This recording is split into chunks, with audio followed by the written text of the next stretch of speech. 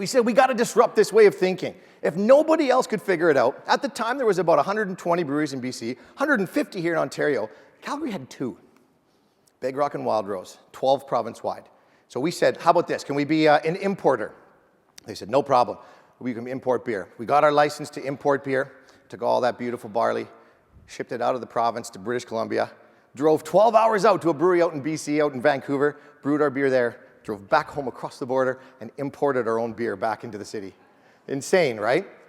It was ridiculous, but it took a year and 600,000 kilometers on my nice Toyota Tacoma, but driving out to brew, driving back, driving out. But all the while when I was back in Calgary, going to the media, talking to people in the street, telling them, we're not just trying to get our friends drunk with this brewery.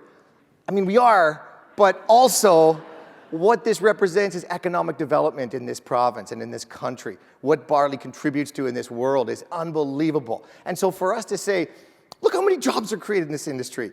Every dollar you spend on local craft beer contributes $1.12 to the economy. We had all these great reports. It just didn't work for the government to listen to us. So we went to the media, went to the CBC, I went to CTV News, I learned about social media, I went to newspapers, and I started singing and yelling and screaming about this beautiful province around us, these prairie farms, this barley. And what happened was people started to see this authentic and genuine passion for something much bigger than just my company. It was a collaborative approach to saying it's the whole industry that needs to grow.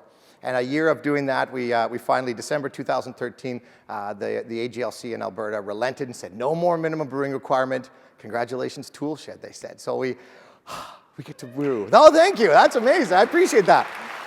The neat thing is, now there's 100 breweries in the province. They're all hiring locals. And it's a great thing to have accomplished, not even close to getting past the hurdles. Now we get a building, right? Because now we've got the laws changed. Should be easy. Go to the bank, get a couple $1 million, right? Is there any bankers in the room? I should ask before we go on to the next stage. It's about to get dark in here. Yeah. No, I won't say what bank, but we went to our bank that we had been with since we were kids, and they laughed in our faces. Because who the hell am I, right? I'm some random IT idiot running around homebrewing and saying we're going to make this great brewery. So of course banks don't believe that you're going to pull it off. This cash flow crunch, I think, hits pretty much any business that gets going. So okay, screw the banks. Actually, the meeting that we went to, the first meeting with my bank, they said, a brewery? Well, that's adorable.